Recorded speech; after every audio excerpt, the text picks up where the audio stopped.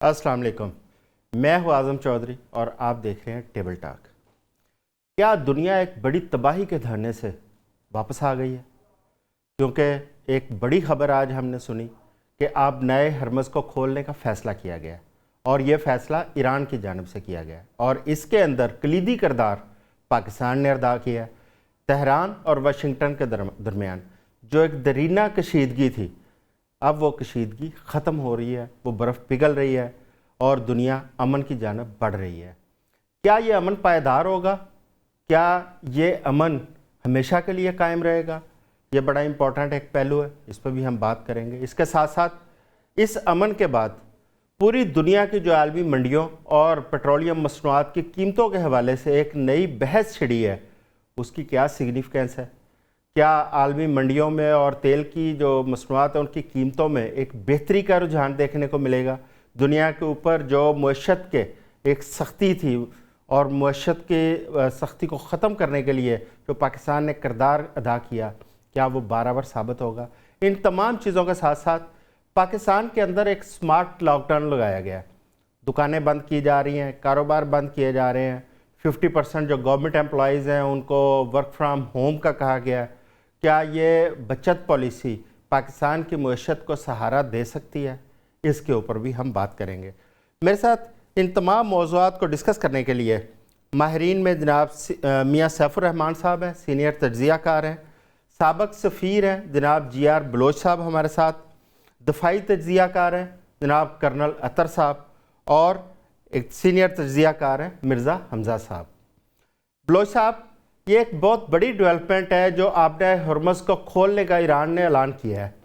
ज़रा इसके ऊपर रोशनी डालें कि इस खबर के बाद पूरी दुनिया के अंदर जो एक जंग का माहौल था उसके ऊपर क्या असरात मुरतब होंगे और पूरी दुनिया की जो मईशत इस वक्त एक फंस के रह गई थी, तबाही के धरने पर खड़ी थी, उसको क्या सहारा मिलेगा?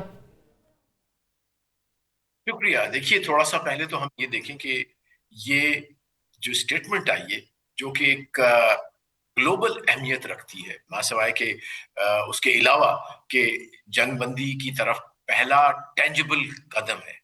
तो मैं समझता हूँ पहले तो हमें ये समझना चाहिए कि ये मैसेजिंग दुनिया के लिए है, ये मैसेजिंग यूएस के लिए है, ये मैसेजिंग जो है वो उस कामयाबी की तरफ इशारा करती है जो कि अल्हम्दुलिल्लाह पाकिस्तान के नसीब में आई है। ये एजाज आपको हासिल होगा, कह सकता हूं मैं आज कि इंशाअल्लाह Islamabad will be the centre of global piece and security, जो पहले मैं अर्ज करता रहा हूं आपके सामने।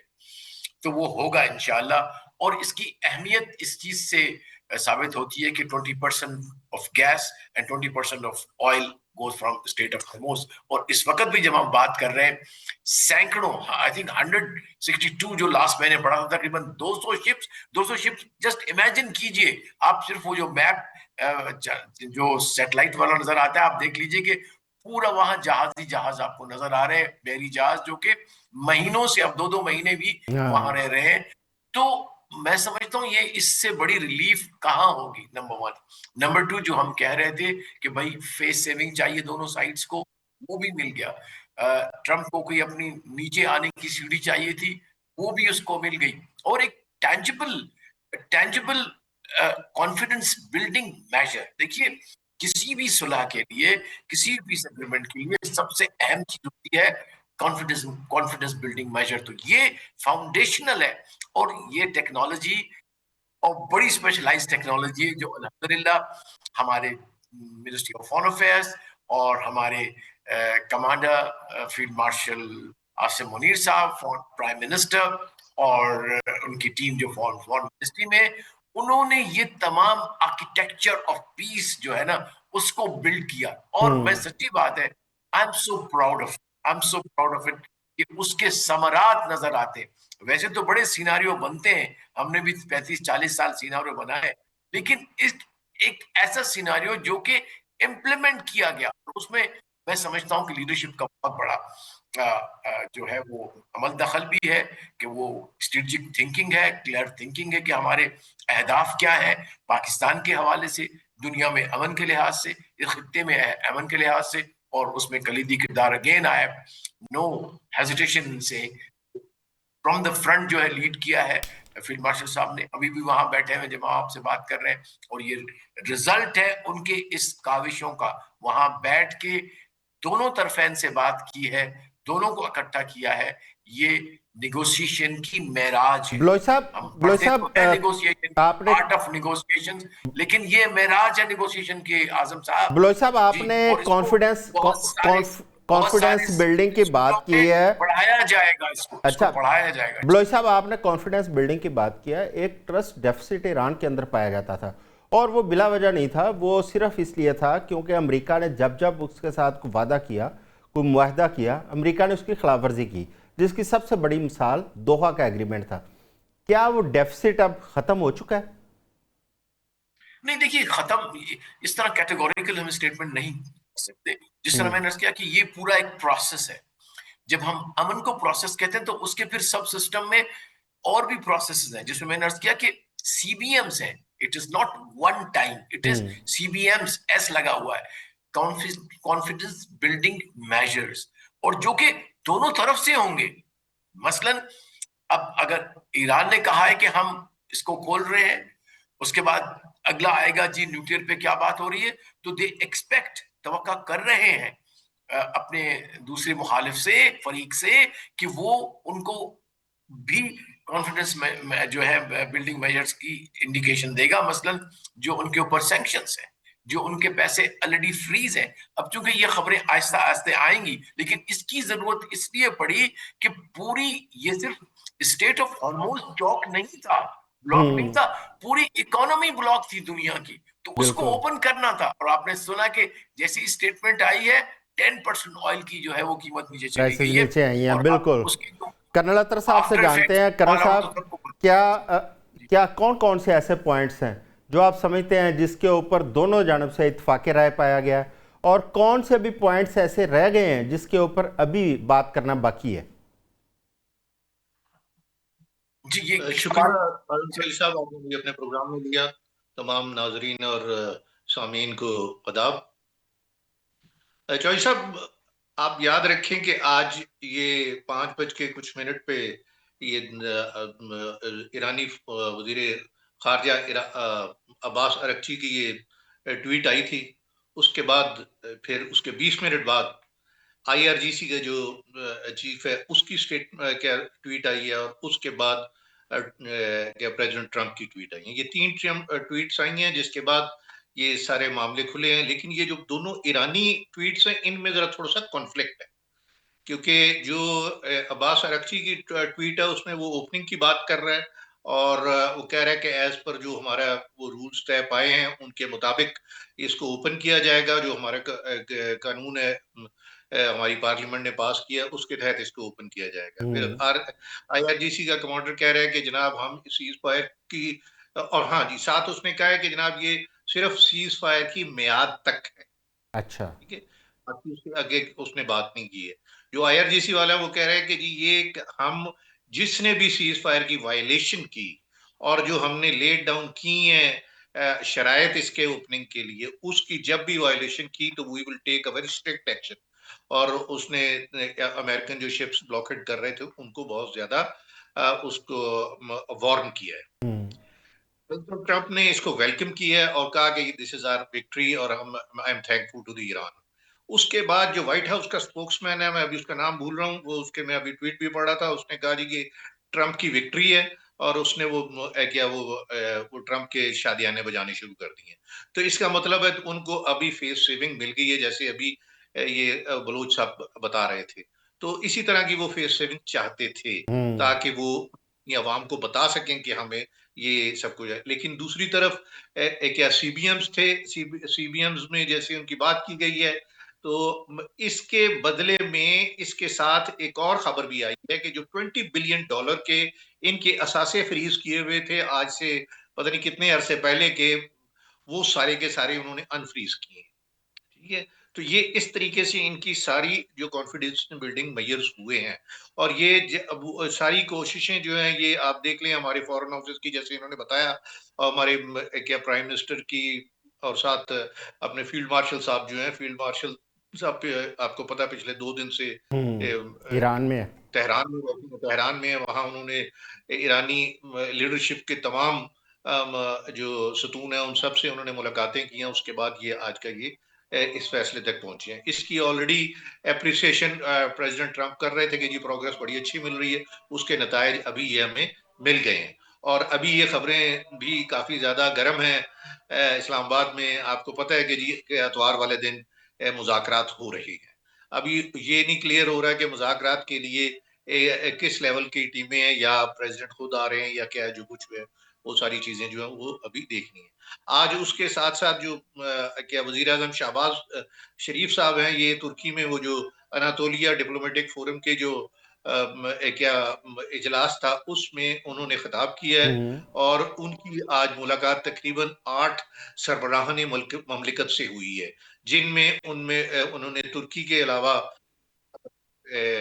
अजरबैजान, तुर्कमेनिस्तान, शाम, इराक, ये कतर और एक दो और कंट्रीज हैं जिनके सरबराहान से उन्होंने मुलाकात की है। तो इन सारी चीजों का आज बड़ा तेजी से डिप्लोमेसी हो रही है और इस डिप्लोमेसी के नतायज भी बड़ी तेजी से आ रहे हैं। ठीक हो तो गया ये जी। चीजें जो इनिशियल सारी ये चीजें ये सामने आई हैं, लेकिन इनके बाकी जो मुहर्रकात हैं वो उनके नतायज सामने आते हुए कुछ देर लगेगी। जी इसके साथ बिल्कुल। साथ आप पाकिस्तान का भी याद रखें कि हम डिप्लोमेसी की बात कर रहे हैं। कल पाकिस्तान नेवी ने एक मिसाइल का टेस्ट फायर किया है। हाँ। अभी ये मिसाइल टेस्ट फायर भी इस वक्त पे उसका क्या बड़ा कोइंसिडेंस है और इसके टाइमिंग ऐसे हैं कि ये एक शिप फायर्ड मिसाइल है जो कि एंटी शिप मिसाइल है, हाईली बड़ा प्रिसाइज प्रिसीजन गाइडेड और एक्यूरेट और बड़ा क्या मनूवरेबिलिटी इसकी बड़ी ज्यादा है। तो इसकी डेटरेंस भी क्रिएट की गई है समहाउ कि क्योंकि अमेरिकन दो फ्लीट्स जो है इस वक्त बहरा अरब में हैं, तो उनको भी अपनी स्ट्रेंथ जो है वो शो की गई है। अच्छा, तो पाकिस्तान ये बड़ी बड़ी जो है वो इम्पोर्टेंट एक बात है जो आपने अभी बताई है जी। अपना मियाँ साहब जी जी मैंने करण साहब से ये सवाल किया था, कौन से ऐसे पॉइंट है क्या ईरान जो उसकी यूरेनियम एनरिचमेंट है जी जी उसको ख़त्म करने पे एग्री हो गया, क्या अपना रोल बैक करेगा अपना तमाम एटॉमिक प्रोग्राम जितना भी उसका है? दूसरा ये है क्या आपने हरमस ये जिस तरह अभी बात हो रही थी आगे सीज फायर तक होगी, ये सीज फायर तक है या फॉर एवर खोल दी गई है ताकि दुनिया के लिए जो मुआशी तकलीफ़ें हैं वो ख़त्म हो पाए? अच्छा देखेंगे जितने भी ये बड़ी डेवलपमेंट्स होती हैं, मिसाल के तौर पे फील्ड मार्शल का दौरा तेहरान का, शहबाज शरीफ साहब तुर्किया, कतर और इधर मुख्तलिफ जगहों पे जो विजिट्स कर रहे हैं या सऊदीया, ये बाज़ का प्रेस तक हर लम्हा ब लम्हा मूवमेंट का नहीं पता चलता, क्योंकि ये जहाँ भी हमारे सदूर या बड़े मिलते हैं आपस में, तो वहाँ जो भी करंट इवेंट्स होते हैं, ख़ासतौर पर इस करंट इवेंट तो है ही कोई नहीं, वो उसकी बाकायदा बाज़ाब्ता डिस्कशन ज़रूर होती है, भले वो एजेंडे में शामिल होना हो। और ये भी ऐन मुमकिन है कि ये जो आज हम सीज फायर की बात देख रहे हैं, अपना हुर्मुज़ का खुलना, ये महज उसी डिप्लोमेसी का हिस्सा ना हो, इसमें मुमकिन है तुर्की के सदर का भी फ़ोन कहीं जा रहा हो, कहीं से सऊदी अरब की तरफ से भी डिप्लोमेसी का कोई ट्रैक 2 ट्रैक 3 चैनल चल रहा हो। ये इसी हवाले से मैं कहूँगा कि ये जो चूँकि इतनी प्रोएक्टिव डिप्लोमेसी हुई है, ये उसके नतीजे में बहुत से ऐसे पॉइंट्स जिसका आप जिक्र कर रहे हैं, जो 10 पॉइंट्स आए थे ना, उनमें पॉइंट्स ईरान की तरफ से आए थे। टोटल 25 पॉइंट, वैसे तो 15 उधर से आए थे, 15 उधर से आए थे, लेकिन उनका मेन जो पॉइंट है जिस पे वो ज़्यादा फोकस करते रहे, एक तो यूरेनियम इनरिचमेंट वाला, और ज़्यादातर बाकी ईरान का भी ज़्यादा फोकस ये था, लेकिन ईरान का जो जामे पूरा एक 10 पॉइंट थे उसमें था कि जी जंग बंदी जो है मुकम्मल हो, हमेशा के लिए हो, ये ना हो कि बारहा जारियत की जाए। और इसमें वो अपनी जो उनके मलेशियाज़ हैं या उनके जो तल्लुकात हैं हिजबुल्लाह वगैरह, हमास, उनके बारे में भी वो चाह रहे थे।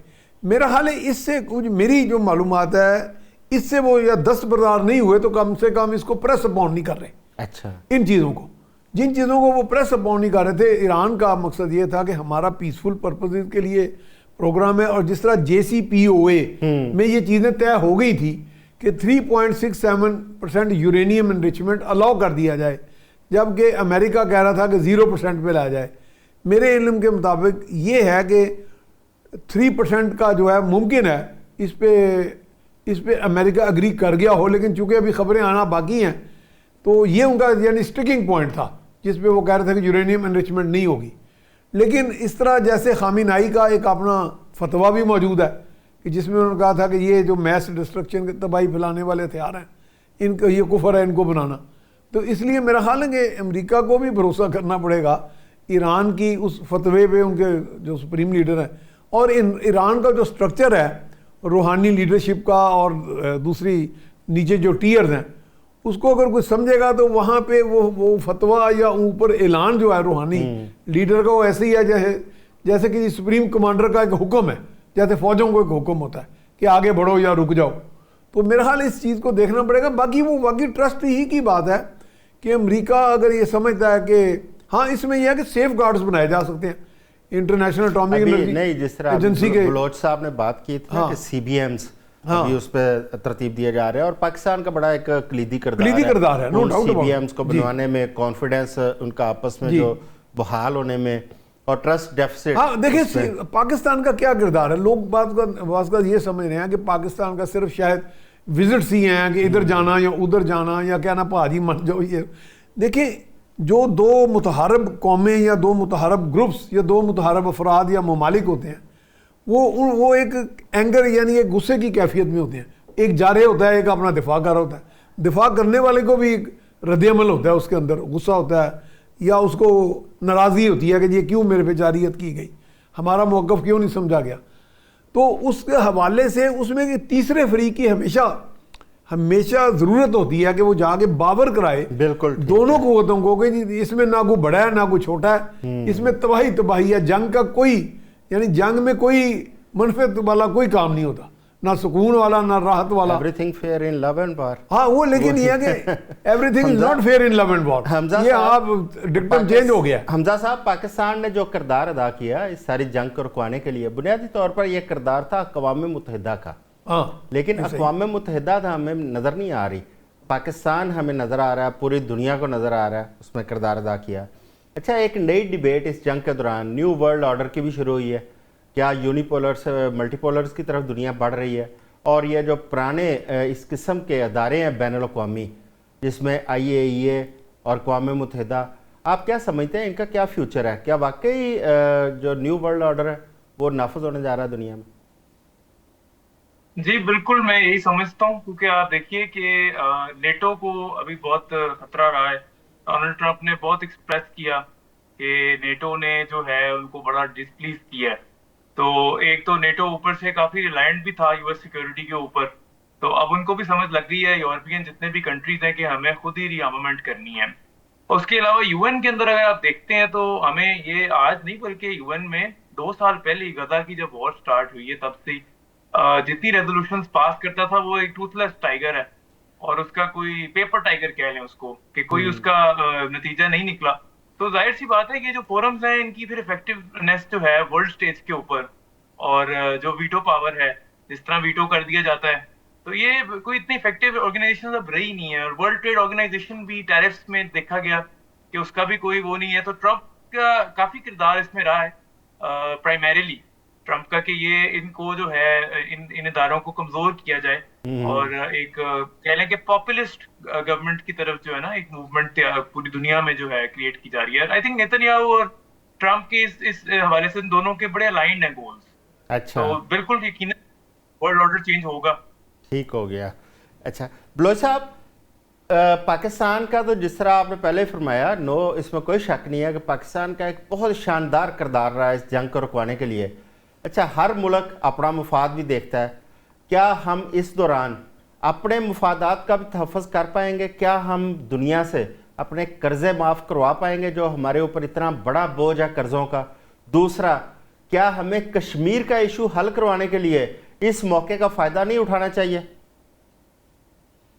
शुक्रिया। देखिए, पहली बात तो ये है कि जब आप कोई मॉरल कॉज उठाते हो, कोई लीगल कॉज उठाते हो, कोई इंसानी कॉज उठाते हो, तो उसके ऊपर आप कोई प्राइस टैग नहीं लगा सकते, माइंड यू। और पाकिस्तान अल्हम्दुलिल्लाह has emerge as a responsible state as a state which believes in the Morality. Universal brotherhood, जो कि कानून की भी पासदानी करता है, इंटरनेशनल यूएन चार्टर की भी करता है, और सबसे अहम कि अपने तमाम आम इंसानों का जनरली और मुसलमानों के खून को बहने नाहक नहीं देखना चाहता। तो सबसे बड़ा प्राइज हमारे लिए ये है कि अगर एक भी इंसान बचाए हमारी इस काविश से, तो मैं समझता हूं कि we have done our job. अल्लाह तेरा बड़ा करम, तूने हमें इस काबिल बनाया, मैं उसके सामने सिर बसुजूद हूं। उसके बाद बात आते हैं पाकिस्तान के हवाले से, तो मैं एक चीज को अब मुझे दोहराने में it will not be the exaggeration.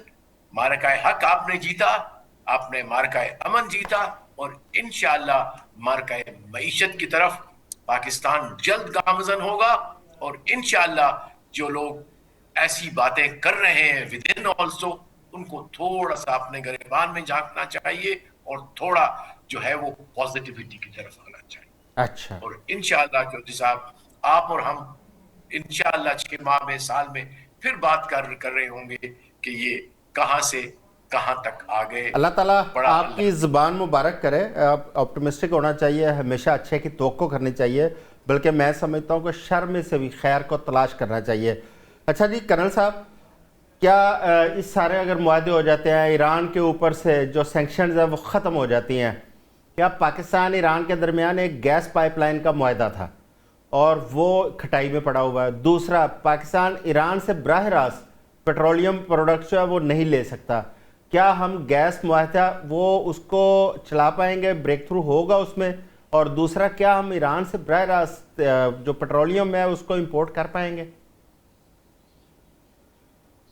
बड़ा अच्छा सवाल किया आपने आजम चौधरी साहब। आपको मैं एक बात बता दूं कि आप ये दुनिया जो है अब वो नहीं होगी जो 28 फरवरी से पहले थी। कर्नल साहब, मैं माजरत चाहता हूँ, हमें अभी ज्वाइन किया, मैं दोबारा आपकी तरफ आ रहा हूँ, हमें ज्वाइन किया है साबिक गवर्नर सिंध इमरान इस्माइल साहब, उन्होंने हमें ज्वाइन किया है, उन्हें हम वेलकम करते हैं। मैं कर्नल साहब इमरान साहब की तरफ से होकर आपकी जानब दोबारा आता हूँ।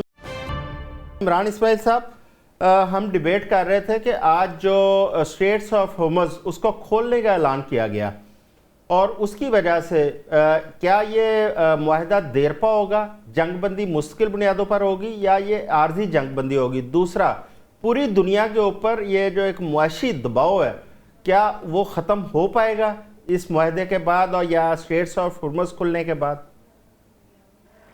बिस्मिल्लाहिर्रहमानिर्रहीम। देखिए, मैं समझता हूँ कि इस वक्त पाकिस्तान के ऊपर पूरी दुनिया की नजरें हैं और शायद पाकिस्तान के ऊपर ऐसा टाइम पहले कभी भी नहीं आया।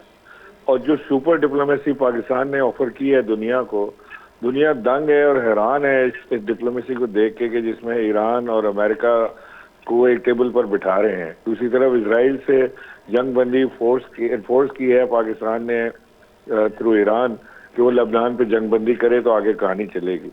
स्ट्रेट ऑफ होर्मुज़ को ट्रंप ने आज स्ट्रेट ऑफ ईरान का नाम दिया है, जो कि एक बहुत बड़ी फतह है ईरान के लिए और पाकिस्तान के लिए कि वो एक इजारादारी जो ईरान की है वो उस पर कायम हो गई है और ये तय हो गया है कि होर्मुज़ जो है वो ईरान का हिस्सा है और ईरान की उसके ऊपर आज के बाद से ईरान की हुकूमत चलेगी। और ये स्टेटमेंट अमेरिका से आना कोई मामूली बात नहीं है।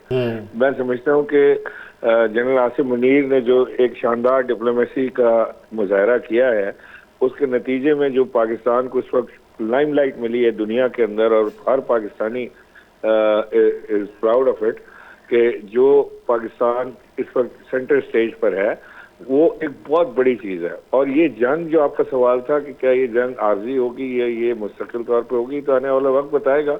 लेकिन लगता ये है कि ये जंग अब मुस्तकिल तौर पर बंद होगी। और एक बार अगर डोनाल्ड ट्रंप पाकिस्तान आ गए और ईरानी सदर पाकिस्तान आ गए और ये मुआहदे पर दस्तखत हो गए, तो फिर ये देरपा अमन के जामिन होगी ये सारी कोशिश पाकिस्तान की जो है। अच्छा, तो पाकिस्तान इस वक्त एक बहुत बेहतरीन पोजीशन में है और मैं समझता हूँ कि आने वाला वक्त पाकिस्तान के लिए बड़ा ब्राइट है। बहुत ज़बरदस्त फ्यूचर पाकिस्तान का नज़र आ रहा है। एक शाइनिंग स्टार के तौर पर पाकिस्तान को मैं देख रहा हूँ।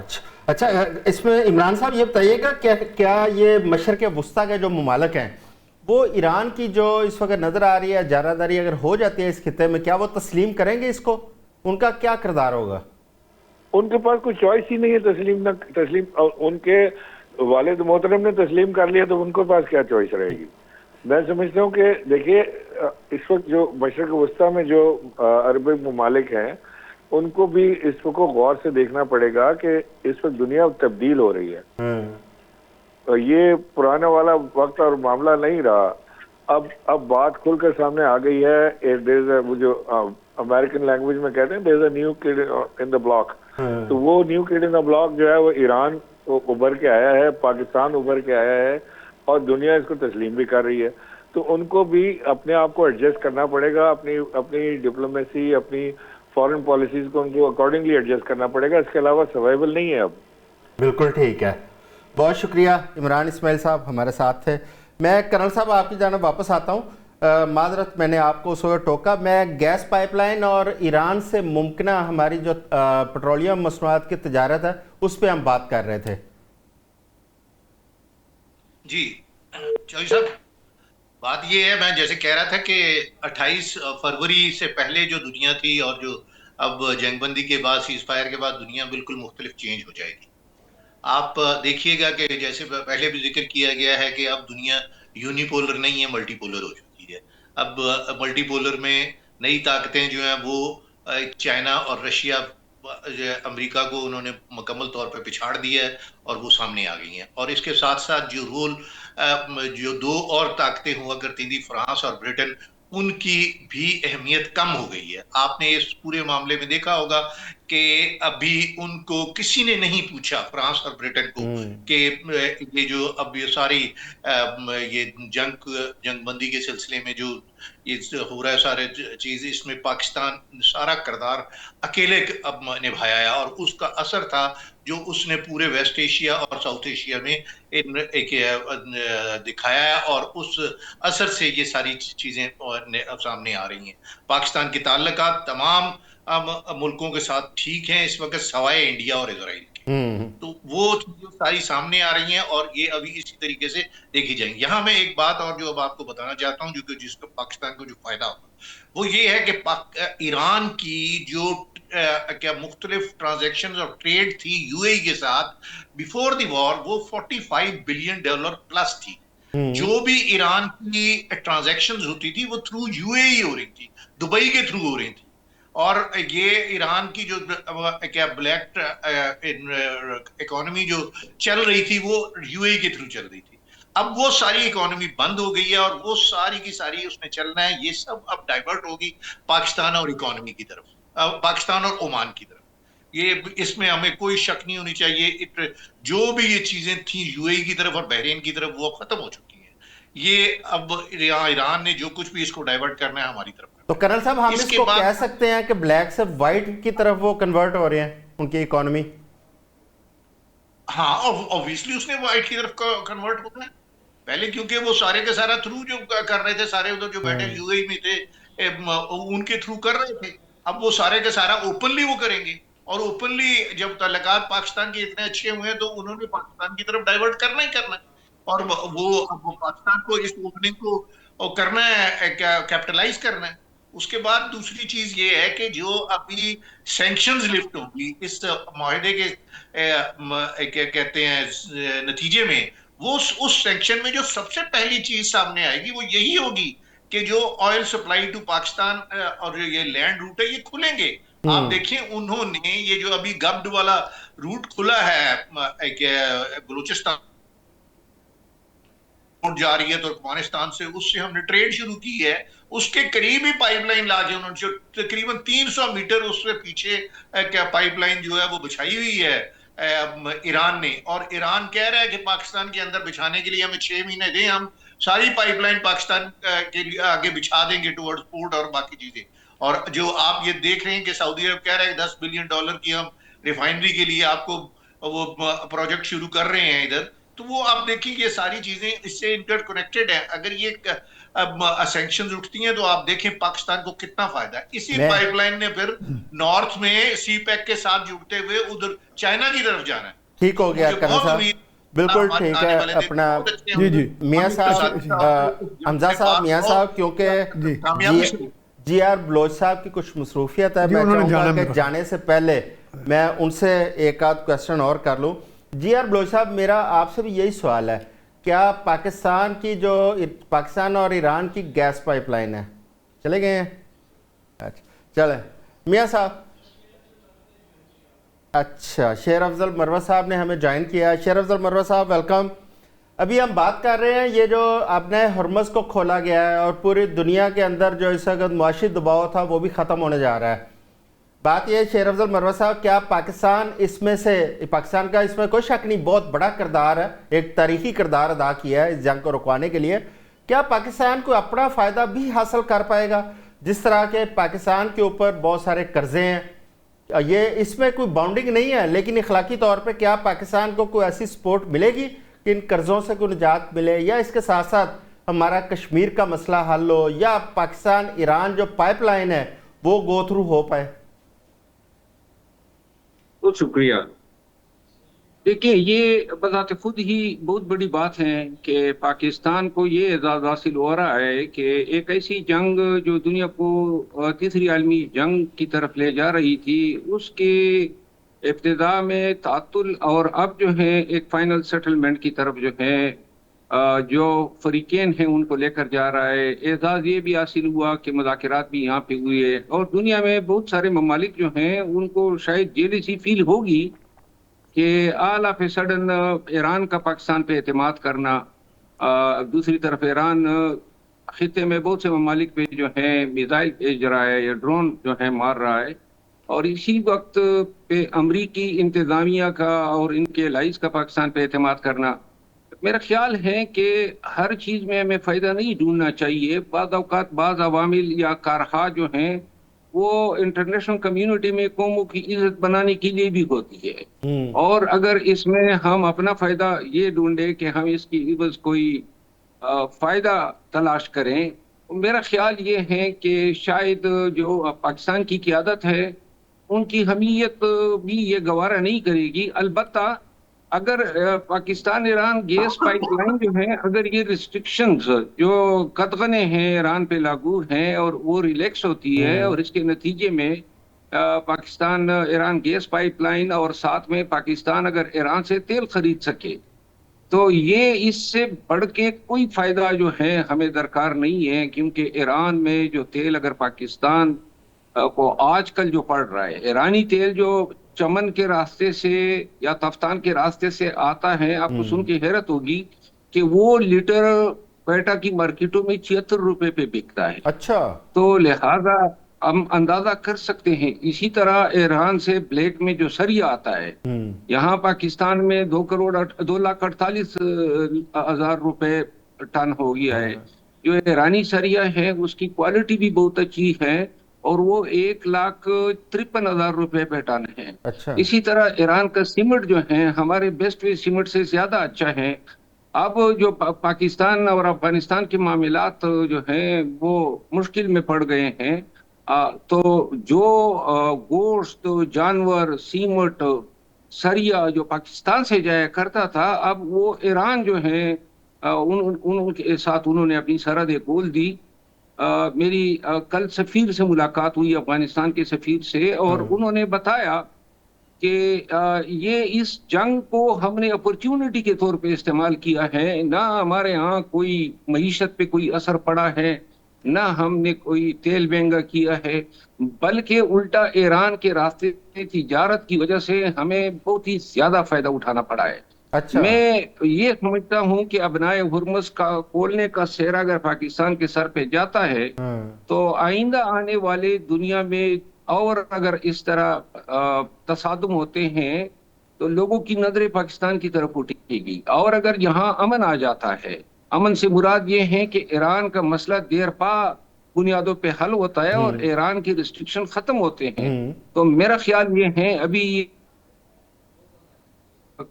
आर्मी चीफ गए थे ईरान में, जिस तरीके से उनका इस्तकबाल हुआ, और आप ये देख रहे हैं कि ईरानी मसलक से वाबस्ता मुसलमानों ने पाकिस्तान के इस किरदार को जिस अंदाज में सराहा है, इससे आहंगी भी बढ़ेगी और ईरान जो है पाकिस्तान के इस दौर के किरदार को नहीं भूलेगा। क्योंकि हमें याद रखना चाहिए कि हमेशा से 76 सालों से पाकिस्तान की फॉरेन पॉलिसी अमेरिका के ख्वाहिशात के ताबे रही है। बिल्कुल। और ऐसे दौर में पाकिस्तान का डट जाना, एयर स्पेस नहीं देना, पाकिस्तान पे ईरान का कोई हमला ना होना, ये बेसिकली मोजज़े हैं।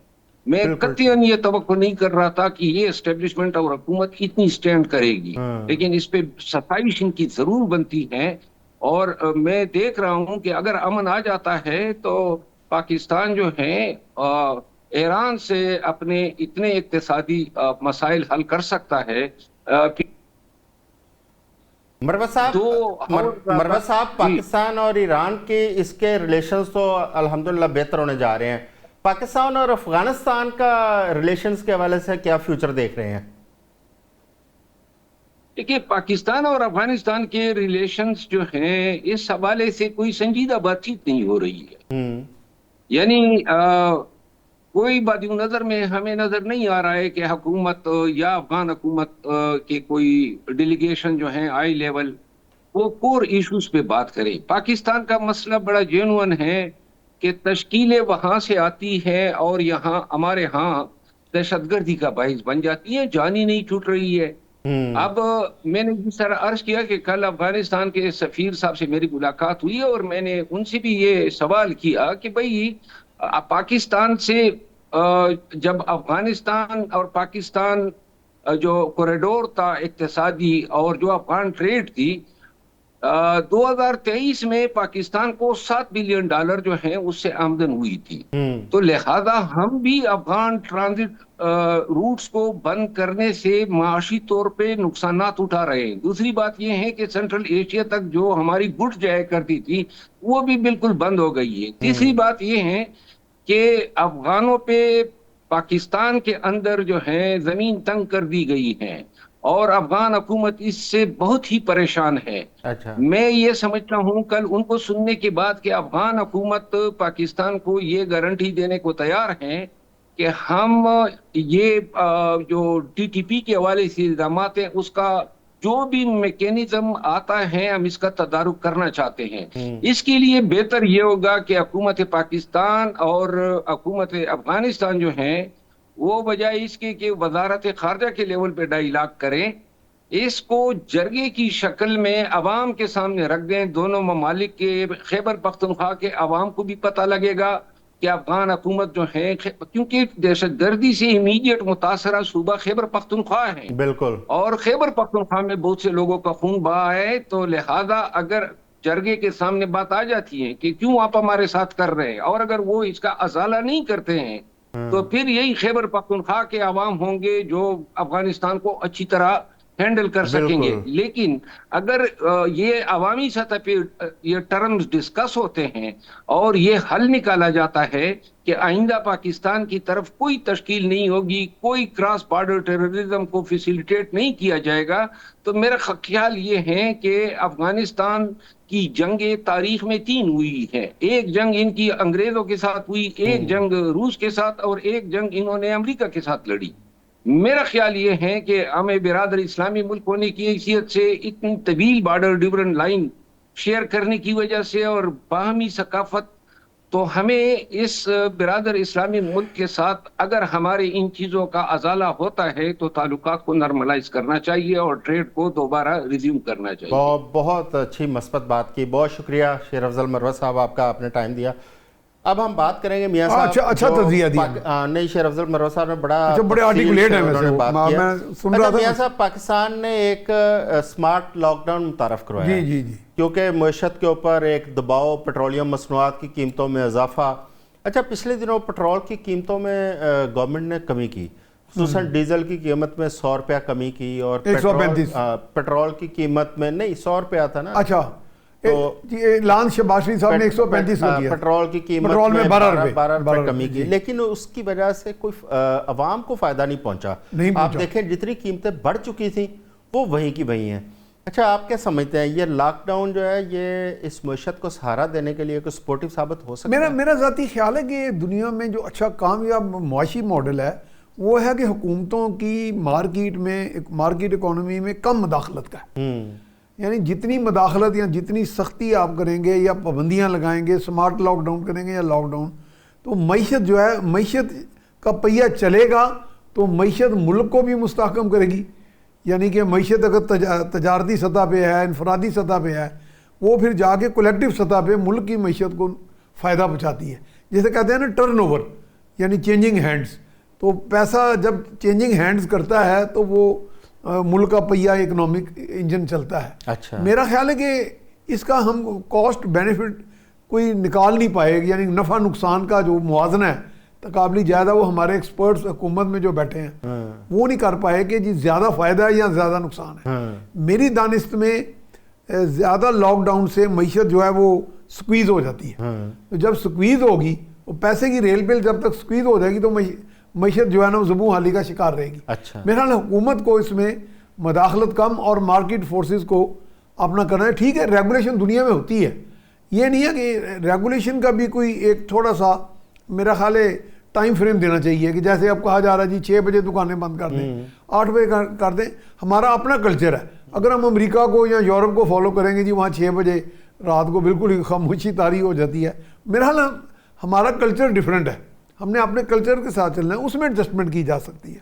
तो मेरा ख्याल है इसमें एक बात तो आज अच्छी हुई है कि शायद हमारी पावर डिवीजन भी अब उसका कह रही है, बड़े दावे कर रही है। वैसे तो हाई कोर्ट का फैसला है कि जी वो जो बिजली फ्री दी जाती थी, और वो भी शायद करोड़ों अरबों में थी, जो मुलाजमीन को या दीगर कुछ लोगों सरकारी अफसरों को, तो वो कह रहे हैं कि आप अवैध लगा रही, तो वो दावा कर रहे हैं कि हमारी हुकूमत का ये कारनामा है। हालांकि मेरा ख्याल वो हाई कोर्ट की तरफ से ऑर्डर आया, लेकिन ये अपनी तरफ से तासुर दे रहे हैं कि हम इस पे पहले तैयार से बैठे। नहीं, एक पिटिशन दायर हुई थी। हमजा साहब, आपका क्या ख्याल है ये जो एक स्मार्ट लॉकडाउन, अच्छा इसमें एक कुछ चीज़ें बड़ी मतलब स्मार्ट लॉकडाउन में मैं समझता हूँ कि उसको कोई बारीक बीनी से तरतीब नहीं दिया गया।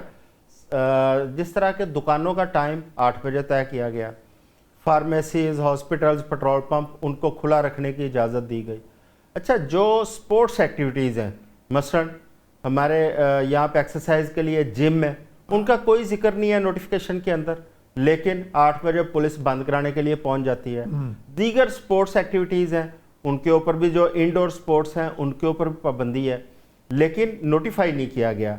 अब ये अगर जिम को बंद, ये तो आपने कोरोना के दौरान अगर आपने देखा हो, कोविड में भी ये एक्सरसाइज का जो एक्टिविटीज़ थी, खुसूसन जिम थे, उनको बंद नहीं किया गया था उस तरह जिस तरह अब हुकूमत करवा रही है।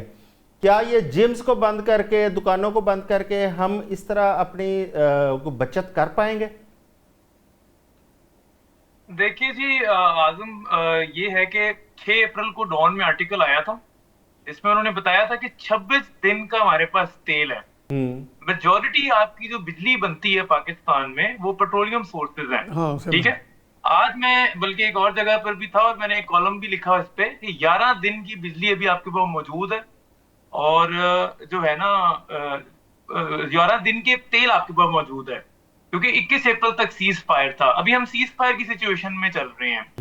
और बड़ी मजे की मैं आपको बात बताऊं कि जो पाकिस्तान पे इस टाइम दबाव डला है, वो डला है कि आपको $3.5 अरब यूएई ने वापस मंगवाए हैं, 3.5 अरब। उसके अलावा 1.4 बिलियन का यूरो बॉन्ड था जो आपने वापस दे चुके हुए हैं। ठीक है, फिर 1.2 बिलियन IMF ने देना डॉलर में, जो अभी रिलीज नहीं हुआ। तो हम इस सिचुएशन के अंदर है कि हमारी, आप कह रहे थे पाकिस्तान को क्या फायदा होगा, सबसे बड़ा पाकिस्तान को यह फायदा होगा कि उसकी गवर्नमेंट जो है उसमें कोई पॉलिटिकल प्रेशर नहीं आएगा, क्योंकि आप देखें कि अभी जो लेवी है वो कम कर करके भी ये रेट बन रहा है, और हम डॉलर की जो प्राइस है वो भी बहुत ज्यादा इफेक्ट हो सकती है सबके अंदर। तो अभी सिचुएशन बड़ी जो है ना वो ग्रिम सिचुएशन है। अगर आप इकोनॉमिकली देखते हैं, 2023 में ऐसी सिचुएशन आई थी जिसमें रिजर्व बहुत नीचे गिर गए थे और 330 पे डॉलर चला गया था। तो अभी सिचुएशन उससे मिलती जुलती है। और मैं बल्कि मेरा एक डिप्लोमेट, एक मैगजीन है वॉशिंगटन डीसी में, मैं उसमें एक इंडियन ऑथर के साथ राइट कर रहा था। मैंने कहा कि जी आप लोग इतना शोर डाल रहे हैं पाकिस्तान के ऊपर, इंडिया वहां पर लोगों के पास खाना नहीं है, वो खाना नहीं खा पा रहे बेचारे, उनके पास LPG सिलेंडर इतना महंगा हो गया, लेकिन मोदी जो है वो चुप है। तो हमारे बारे में वो इतनी बातें जो उन्होंने की हैं, तो उस पर मैंने एक आर्टिकल लिखा है अभी जो पब्लिश हुआ है। पाकिस्तान उसके लिए हाथ पैर मार रहा है और ये रुकवाना जंग बहुत जरूरी है। तो फील्ड मार्शल साहब जो हैं तेहरान में और शहबाज शरीफ साहब जो दौरा कर रहे हैं, जीसीसी कंट्रीज का और टर्की का, तो उससे ये होगा कि हम हमारी इकोनॉमिक सिचुएशन शायद हम सरवाइव कर सकें, डिफॉल्ट की ब्रिंक पर ना आए, which is very important right now, क्योंकि हमारी जो ओवरऑल इकोनॉमिक कंडीशन है वो हम अपना ये जो सूद की जो हमारी है, फिर यूएई के लोन्स हैं, वो हम पे नहीं कर सकेंगे। और एक और चीज मैं आपको बताऊं कि जो एक्सपोर्ट्स हैं पाकिस्तान के, वो टेक्सटाइल के, उनसे ज्यादा हमारी रिमिटेंसेज हैं। हम $30 बिलियन टोटल एक्सपोर्ट करते हैं, लेकिन हमारी रिमिटेंसेज जो है वो तकरीबन $38 बिलियन जो है। मतलब ये खलीजी ममालिक में कुछ हैं बैठे हुए, कुछ यूरोप में, लेकिन ज्यादा खलीजी ममालिक में जो वहां से पैसे भेजते हैं अपनी माँ को, अपने पेरेंट्स को, और उससे पाकिस्तान 38 बिलियन फॉरेन एक्सचेंज है। तो ये जंग पाकिस्तान के लिए ओवरऑल आप देखा जाए उसके हर एस्पेक्ट में, एक्सपोर्ट्स, रिमिटेंसेज, हर तरफ से उसको इफेक्ट कर रही है। हालांकि पाकिस्तान न्यूट्रल था, इफेक्टिवली पाकिस्तान ने अपनी न्यूट्रलिटी डिक्लेयर की, लेकिन उसको हर तरफ से पाकिस्तान को आप देखें, एक्सपोर्ट, उसका एफबीआर का जो है वो बहुत ज्यादा बैलेंस मिस हो चुका हुआ है। 612 अरब रुपए एफबीआर कलेक्ट नहीं कर सका, तो हमारा रेवेन्यू सोर्स ही नहीं है इस टाइम पर कोई। हमारी रिमिटेंसेज थ्रेट पे हैं, हमारी एक्सपोर्ट थ्रेट पे हैं, एफबीआर कलेक्शन नहीं कर पा रहा। बिल्कुल आप दुरुस्त कह रहे हैं, आप दुरुस्त कह रहे हैं कि हमें सबसे ज़्यादा यही मसला है कि हमारी अपनी इकोनॉमी उसको बेहतर बनाने के लिए हमारी कोई पॉलिसी, हमारे इक़दामात उस तरह के हमें नज़र नहीं आ रहे। कर्नल साहब, सबसे बेहतर कोई मुल्क वो उस वक्त तरक्की करता है जब उसकी एक्सपोर्ट्स अच्छी हो, जब उसकी एग्रीकल्चर अच्छी हो। रेमिटेंस के ऊपर तो आप टोटल डिपेंडेंट नहीं हो सकते। अच्छा, पाकिस्तान की जो एक्सपोर्ट्स हैं वो उसकी सबसे बड़ी वजह आपकी इंडस्ट्री का बंद होना, और इंडस्ट्री की बंदिश में सबसे जो मेन रीज़न थी वो महंगी बिजली थी। आईपीपीज़ हैं पाकिस्तान के अंदर, उन आईपीपीज़ के ऊपर आज से कुछ साल, 1.5 साल पहले हुकूमत ने काम शुरू किया कि उनके साथ कुछ मुआहदे रिव्यू किए जाएंगे। कुछ आईपीपीज़ जो कैपेसिटी पेमेंट्स ले रहे थे, बिजली नहीं बना रहे थे, उनसे मुआहदे ख़त्म किए जाएंगे, लेकिन अभी तक हमें ऐसा कुछ होता हुआ नज़र नहीं आया। कैपेसिटी पेमेंट्स भी दी जा रही हैं और वो बिजली नहीं बना रहे, इसके बावजूद कौम का वो खून चूस रहे हैं, पैसा ले रहे हैं। कर्नल साहब, आप क्या समझते हैं इसको, एनर्जी क्राइसिस जो है इसको कैसे ठीक कर सकती है हुकूमत? चौधरी साहब, मैं अर्ज ये करूंगा कि पिछले साल अप्रैल में आप अगर चले जाएं, जो मुल्क के हालात थे और जो आज ये हालात हैं 1 साल बाद, उनमें कितनी तब्दीली है। मुआशी तौर पर तो नहीं कर्नल साहब, मुआशी तौर पर तो मजीद दबाव है। मैं कौम की बात कर रहा हूँ, मुल्क को इज्जत जरूर मिली है, लेकिन मुआशी दबाव बढ़ गया कौम के ऊपर। जो आपकी ये अंदरूनी और बैरूनी जो चीजें हुई हैं, इनका असर आपकी क्या ये जो स्टेबिलिटी है इंटरनल और जो आपकी इकोनॉमिक स्टेबिलिटी पे इसका असर पड़ेगा। आपसे 5 बिलियन डॉलर यूएई ने लिए हैं, लेकिन उसके एवज आपको $5 बिलियन आ भी रहे, बल्कि आज $8 बिलियन की बात।